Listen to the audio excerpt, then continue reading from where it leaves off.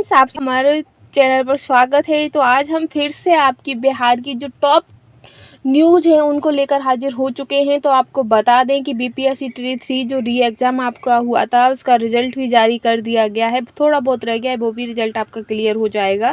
साथ ही जो बीपीएससी के जो शिक्षा मंत्री सुनील कुमार जी हैं, उन्होंने कहा है, उनका बहुत बड़ा बयान आया है। उन्होंने कहा है कि 1.5 लाख और शिक्षकों की होगी नियुक्ति। यानी कि आपका जो TRE 4 आ रहा है उसमें जो देरी हो रही है, तो वो क्यों देरी हो रही है? क्योंकि जो अब आपकी वैकेंसी है वो 1.5 लाख की वैकेंसी आने वाली है।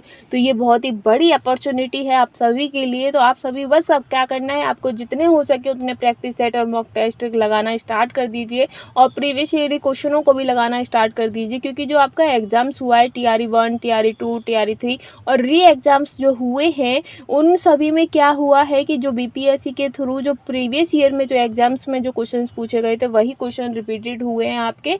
तो आपके लिए सबसे बेहतर यही होगा कि आप जितने भी प्रीवियस ईयर क्वेश्चन हैं उन्हें कंप्लीट कर लीजिएगा, एकदम रट्टा मार लीजिएगा। साथ ही हम अपनी न्यूज़ पर चलते हैं। तो शिक्षा मंत्री सुनील कुमार ने कहा है कि राज्य सरकार 1.5 लाख और शिक्षकों की नियुक्ति करेगा। TRE 3 का रिजल्ट जल्दी जारी करने के लिए शिक्षा विभाग ने बीपीएससी से आग्रह किया है। शिक्षा मंत्री ने यह बातें SKM हॉल के बाहर संवाददाताओं से चर्चा के दौरान गुरुवार को कही हैं। शिक्षा मंत्री ने अतिथि शिक्षकों के बारे में पूछे गए सवाल के उत्तर में कहा कि उन्हें परीक्षा देकर ही सिलेक्ट होना होगा। यानी कि जो अतिथि शिक्षक हैं जो कि काफ़ी टाइम से हंगामा कर रहे हैं, धरना दे रहे हैं, तो उन्होंने क्लियर कर दिया है कि अगर वो अपना टेस्ट क्लियर करते हैं तभी वो अपनी नौकरी पर बहाल रह सकते हैं।